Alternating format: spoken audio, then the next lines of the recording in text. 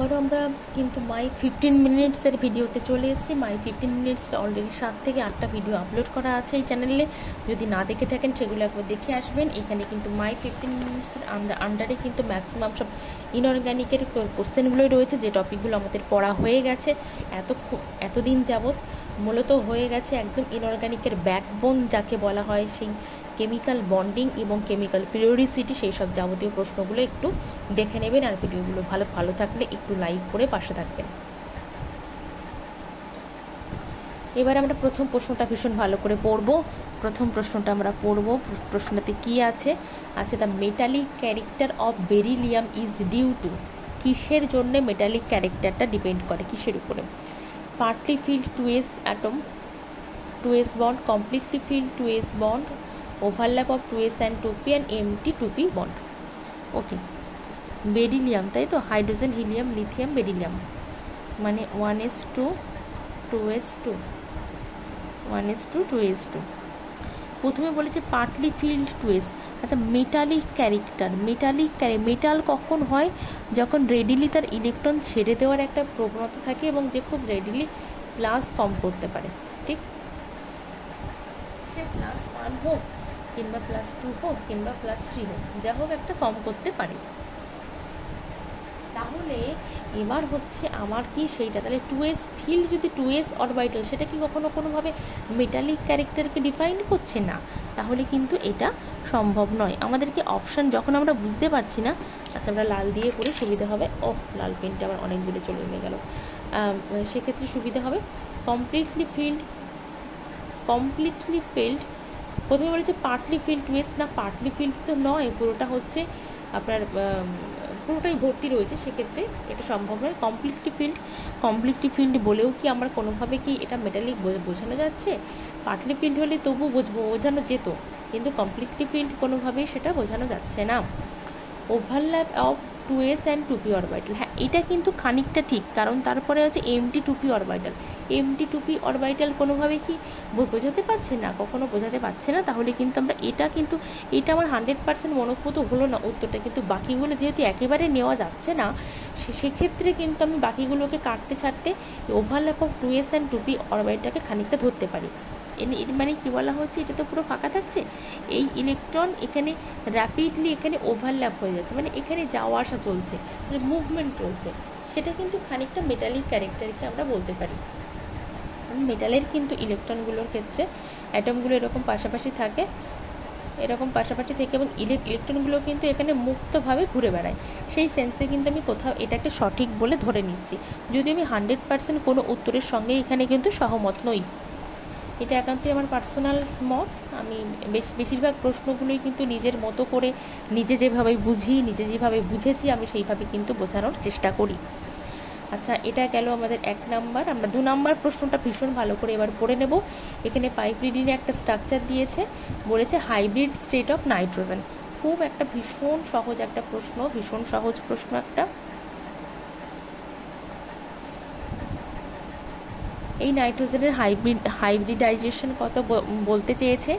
Hydrogen, helium, lithium, beryllium, boron, carbon, nitrogen. মোট 7টা electron, বাইরের কক্ষে থাকে 5টার মধ্যে 1টা 2টো 3টে 4টে 5টা, এই হচ্ছে 5টা। এই লোন পেয়ারটাকে না শো করা হয়নি, এখানে শো না করেই বলে দিয়েছে যে কত হাইব্রিডাইজেশন। সেক্ষেত্রে আমার কিন্তু বার করতে গেলে 1টা বন্ড পেয়ার, 2টো বন্ড পেয়ার, 3টে বন্ড পেয়ার, লোন পেয়ারটাকে একটা ধরে নেব, মোট 4টে, মানে হয়ে যাবে sp3। ম্যাক্সিমাম অনেকে কিন্তু ঝোঁকের বসে sp2 লিখে দেবে, যেহেতু এখানে লোন পেয়ারটা শো করা হয়নি। নিজেদেরকে একটু মাথা ঠান্ডা করে দেখে নিতে হবে যে লোন পেয়ারটা আছে, তাহলে হয়ে যাবে sp3। সঠিক উত্তর হয়ে যাবে কিন্তু sp3। আমি আবারও বলবো, যারা কিন্তু এই চ্যানেলের আগের মাই 15 মিনিটসগুলো দেখেননি, তারা কিন্তু অবশ্যই দেখে নেবেন। এইটুকু বলবো, ইনঅর্গ্যানিকের আন্ডারে মাই 15 মিনিটসের সমস্ত ভিডিওগুলো এবং অর্গ্যানিকের আন্ডারে অর্গ্যানিক A to Z এই সমস্ত ভিডিওগুলো কিন্তু দেখলেই SLST কিন্তু 80% চান্স আপনার বেরিয়ে যাওয়ার। আর যদি আরও একটু পরিশীলিতভাবে বেরোতে হয়, তাহলে বাকি সমস্ত ভিডিওগুলোই আপনাকে দেখতে হবে। এই চ্যানেলের কোনো ভিডিওর বাদ না দিয়ে আপনি যদি সবগুলোই দেখতে থাকেন, তাহলে এইটুকু বলবো পাস আপনার নিশ্চিত, এইটুকু গ্যারান্টি আমি দিতে পারবো। among the following the molecule with the highest dipole moment, এখানে চারটে আমাকে স্পিসিস দেওয়া আছে, বলেছে হাইয়েস্ট ডাইপোল মোমেন্ট কার ক্ষেত্রে হবে সেটাকে নির্ণয় করতে হবে। বেশ, আমরা আগে স্পিসিসগুলো লিখে নেব।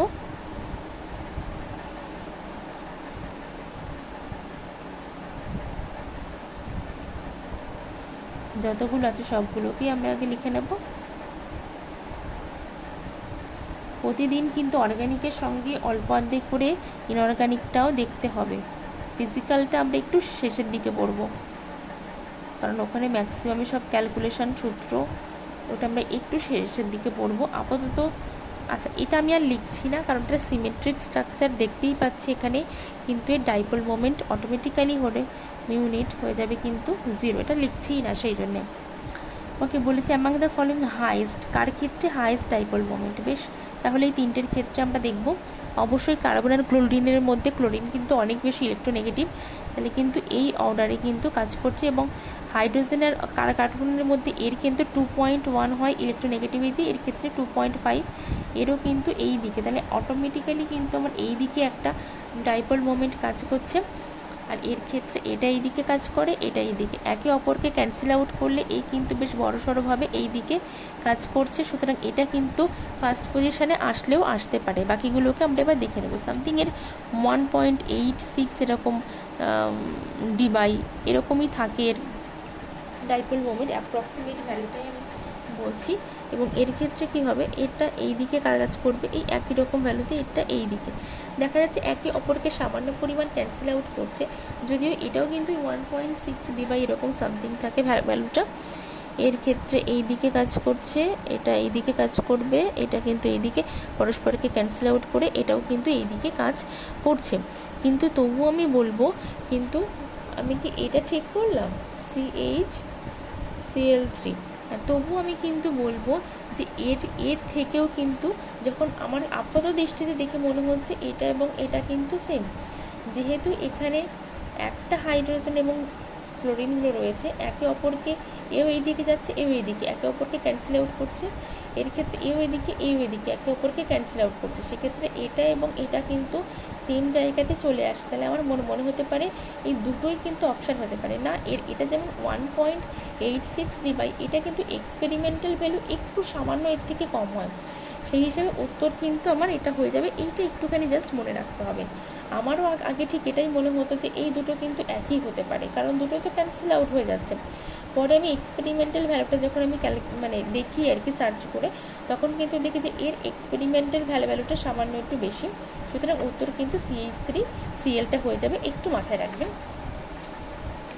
ওকে, আইডেন্টিফাই, আসলে কেমিস্ট্রি অনেক ক্ষেত্রে আমরা যেটা প্রেডিক্ট করি সেটা অনেক ক্ষেত্রে হয় না, এক্সপেরিমেন্টাল ভ্যালুটাকে আমাকে ক্যালকুলেট করতে হয় কিংবা নিতে হয়, এটাও হচ্ছে সেরকমই একটা প্রবলেম। এটা identify the least stable among the following, কে সব থেকে least stable among the following. Okay, stability নির্ণয় করতে গেলে আগে আমাকে কিন্তু দেখে নিতে হবে যে তাদের ইলেকট্রনিক কনফিগারেশনটা কেমন। Hydrogen helium lithium 1s2 2s, hydrogen helium lithium মানে 3 নম্বরে থাকছে, তাই তো? মানে এটা হবে। আচ্ছা, বেরিলিয়ামের ক্ষেত্রে হাইড্রোজেন হিলিয়াম লিথিয়াম বেরিলিয়াম 4, তাহলে 1s2 2s2 2p1, এই 1টা কেন হলো, মাইনাস আছে তাই। Boron, hydrogen helium lithium beryllium boron, আমি সব হাত গুনে গুনে বলে দিচ্ছি 5, 1s2 2s2 2p1 হওয়া উচিত ছিল, কিন্তু এখানে 2 হয়ে যাবে কারণ এখানে মাইনাস রয়েছে। কার্বনের ক্ষেত্রে 1s2 2s2 hydrogen helium lithium beryllium boron carbon 6টা, তাই তো? 1s2 2s2 2p3, 2 হওয়া উচিত ছিল, যেহেতু মাইনাস রয়েছে তাই একটা বেড়ে যাবে। এবার আমাকে দেখতে হবে সব থেকে স্টেবল কে, সব থেকে, আচ্ছা লিস্ট স্টেবল, আচ্ছা স্টেবল হিসেবে এটা দেখুন, একটা কিন্তু পি এর ক্ষেত্রে কিন্তু এটা একটা হাফ ফিল্ড, সুতরাং যথেষ্ট স্টেবল। এটা কিন্তু আবার ফুল ফিল্ড, সুতরাং এই দুটো কিন্তু অপশান আবার অটোমেটিক্যালি বাদ চলে গেলে, যথেষ্ট এটা স্টেবল। এবার রয়েছে পড়ে আমার লিথিয়াম এবং বেরিলিয়াম, অবশ্যই এটা এস মানে কিন্তু অনেক ভিতরের, এটা যদি নিউক্লিয়াস হয় তাহলে এস অনেক কিন্তু ভিতরের দিকের অরবিটাল, তাহলে এটা কিন্তু ইলেকট্রন বাইরের দিকের অরবিটালে রয়েছে। সুতরাং এটা যতটা বেশি নিউক্লিয়াস এদেরকে আকর্ষণ করে সুন্দর করে রাখতে পারবে, এর ক্ষেত্রে পারবে না। লিস্ট স্টেবল, তাহলে আমার অপশান নাম্বার কিন্তু বেরিলিয়াম হয়ে যাচ্ছে। পরবর্তী প্রশ্নতে আমরা চলে যাচ্ছি। যাক, খাতাটা আমার শেষ হয়ে গেল। এই একজনের কাছ থেকে খাতাটা বাচ্চার কাছ থেকে ধার করে নিয়ে চলছিল, কাল থেকে আবার তাহলে নতুন খাতার ব্যবস্থা করতে হবে। ওর স্কুলের খাতা আসলে এই যে লেখাগুলো বিদ্যালয়ের শিক্ষা দপ্তর আসলে ওদের স্কুল থেকে মনে হয় দিয়েছে। যাই হোক, the crystal will be hard and have high melting point. বলেছে কোন ক্রিস্টালটা হার্ড এবং হাই মেল্টিং পয়েন্ট হয়। এটা আপনারা একটু আমাকে উত্তর দেওয়ার চেষ্টা করুন, আমাকে একটু কমেন্ট করে বলবেন। আমি এর উত্তরটা কিন্তু নেক্সট ভিডিওটা দিয়ে দেবো, কারণ আমি আপনাদেরকে সমস্ত কিছুই বলে যাই। আপনারা তো কোনো কিছু আপনাদেরকে কোনো কিছু হোম টাস্ক হিসেবে দেওয়া হয় না। এটা হোম টাস্ক থাকলেও 5 নাম্বার প্রশ্নটা আমি এক্সপেক্ট করবো আপনারা যারাই ভিডিওটা দেখছেন তারা কিন্তু আমাকে এটা কমেন্টে উত্তরটা লিখে জানাবেন। ওকে, 6 নম্বরে কি বলা হয়েছে? Hybridization of nitrogen. Okay, hybridization জানতে চাওয়া হয়েছে, ঝটপট করে দিচ্ছি। হাইব্রিডাইজেশন জানার একটা ছোট্ট ফর্মুলা রয়েছে, যদি কারো জানা না থাকে তাহলে একটুখানি ভিডিওতে ক্যালকুলেশনে গিয়ে দেখে নেবেন। জেডটা হচ্ছে হাইব্রিডাইজেশন, প্রথম হচ্ছে হাফ বাই সেন্ট্রাল অ্যাটমের ভ্যালেন্সিলে ইলেকট্রন সংখ্যা কটা রয়েছে? Hydrogen, helium, lithium, beryllium, boron, carbon, nitrogen, মোট 7টা, সেক্ষেত্রে 5 রয়েছে।